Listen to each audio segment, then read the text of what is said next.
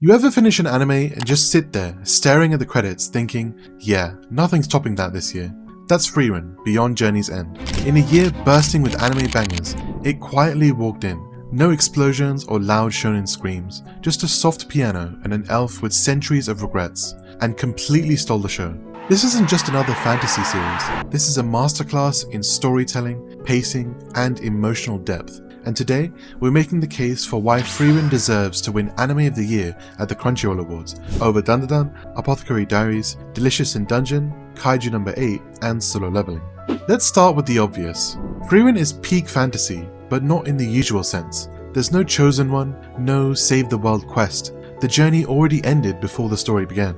This is about what happens after the heroes save the day. It's reflective, melancholy, and profoundly human. And that's what makes it beautiful. The show tackles immortality, grief, and legacy with a quiet confidence. Every episode feels like a warm cup of tea on a cold day. Calming, but it hits deep. The art is stunning, the animation is consistently crisp, shout out to Madhouse for going all in, and the soundtrack, pure magic. There's also a maturity to its pacing. It lets the characters breathe. The bonds between Frieren, Fern, and Stark evolve naturally. You start to see the emotional weight behind even the smallest interactions. It's storytelling at its most refined. Now let's talk contenders. Dandadan is wild, chaotic, and brilliantly animated. It's got spirit, insane energy, and some of the best action cuts this year. But it's more of a sensory rollercoaster than a narrative journey. It's fun, but it doesn't leave the same lasting impact. Apothecary Diaries has that intrigue and historical flair, and Mao Mao is a great lead. The world building is rich, and the political machinations are gripping, but it's still ramping up, and leans a bit too heavily on the Mystery of the Week format, which sometimes slows the momentum. Dungeon Meshi is funny, charming, and unique in its concept. It mixes cooking and fantasy in a way that's never been done before, and it's got heart, but so far, it hasn't quite hit the emotional highs or narrative strength that Frieren nails episode after episode. Kaiju No. 8? Great action, cool premise, and it's off to a strong start. The transformation sequences look amazing, and Kafka is a likable protagonist, but it's very much in its early stages. It feels like it's still figuring itself out, and hasn't shown its full potential yet. And Solo Leveling, look, it's the flashy show of the season, peak popcorn anime. The fights are cinematic, the production value is through the roof, but let's be honest, it's style over substance. The story is cool but predictable, and the emotional depth isn't close to what Frieren offers. Jinu may have farmed Aura, but Frieren killed Aura. That's all I'm saying.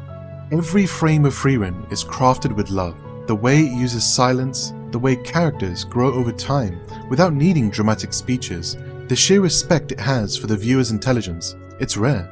It's one of those shows where the emotion doesn't come from the climax, but from the stillness. From the way Frieren slowly begins to understand the fleeting nature of human life. From the way she remembers her old party. From the subtle relationships she builds with Fern and Stark. The animation doesn't just serve the plot, it elevates it.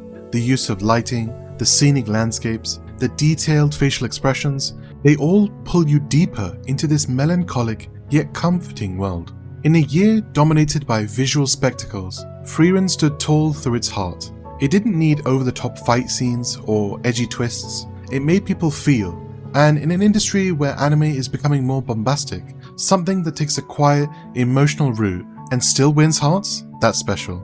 It's also refreshingly mature. It trusts the audience to sit with emotions, to reflect, to empathize. And that's not something we see often enough in mainstream anime. Frieren isn't just great, it's timeless. It will be remembered long after the flashy trends fade. So yeah, give props to the other nominees. They're all good in their own ways. But Frieren, it's a rare gem, and it deserves to be crowned Anime of the Year. So when the time comes to cast your vote, remember the quiet elf who made you cry with a single glance. The show that made you think about time, loss, and the people we leave behind. That's Frieren, and that's why it deserves to win. Now go rewatch episode 1 and try not to tear up. I dare you.